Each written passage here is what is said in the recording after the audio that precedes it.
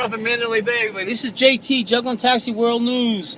JT, Juggling Taxi. And we got a special guest over here. And we're going to see him in a second. Juggling Taxi. Hi, sir. How are you? I'm good, man. Thank you. Good. Can you tell the world your first and last name? Michael Cage. Michael Cage. Mike, you are a basketball player for what team? Retired NBA player. Played 15 years in the league.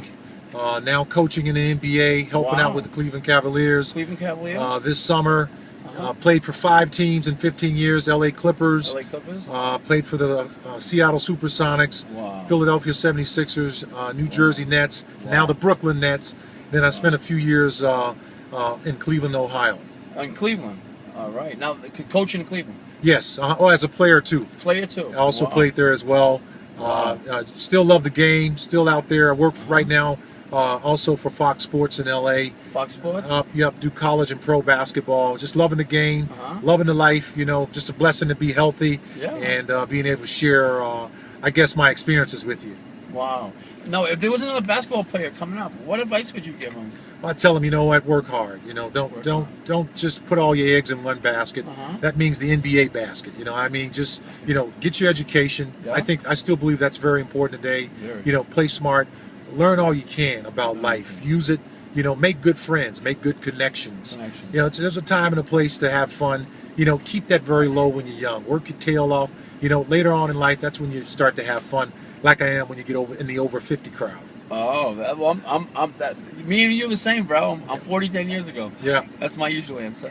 And where do you want to be in 5 years? That could be playing or like a place, or it could be where you want to be in sports. Or well, right here, what I'm doing right now. You know, what are you doing right now? I'm helping out coaching with the Cleveland Cavaliers. I hope to be still coaching in 5 years. You know, just giving back to the game that's been so good to me at the coaching level, the experience, the teaching.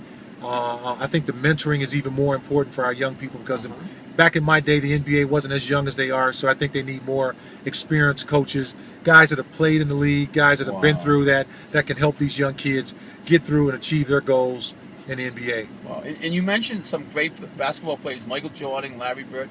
Was there a moment that you and Larry Bird or Michael Jordan went up heads to heads and that you beat him up? You know, beat him in that play or whatever. Sure. You mention anything? All the time. You know. I remember times. You know, when we played at Chicago Stadium, the old Chicago Stadium, back when Michael Jordan was still making a name for himself, hadn't even won the first of 6 titles. Wow. You know, just running down the floor. I remember this one play one time.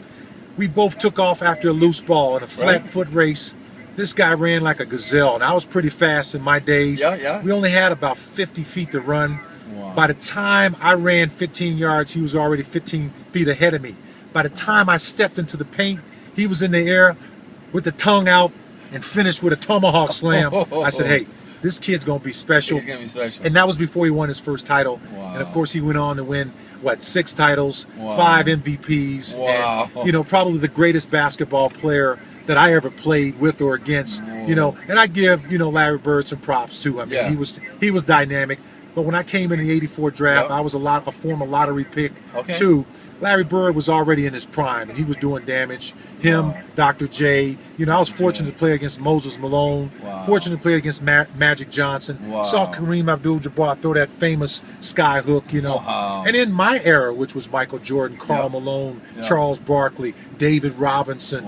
You know, that list goes on and on. And then, you know, I relinquished it to the guys like Deshaun Kemps, the Gary Paytons, and then later on, you know, the guys like Tim Duncan. And then, you know, of course, the LeBron James. That was before, you know, I had already retired. But you know, I'd like to think this, and I'll leave you with this. I was one of those guys I was one of those good guys that you never heard about, but I helped lay the foundation for what these guys enjoy today. The LeBron James and Carmelo Anthony's. You know, all these talented kids who I think are carrying the NBA and has brought it to another level, like the generation I was in did the same. Wow, this is a great interview. All right, man. Look at that. It's JT, baby. Unbelievable. What a great interview Danny Man I just had. JT.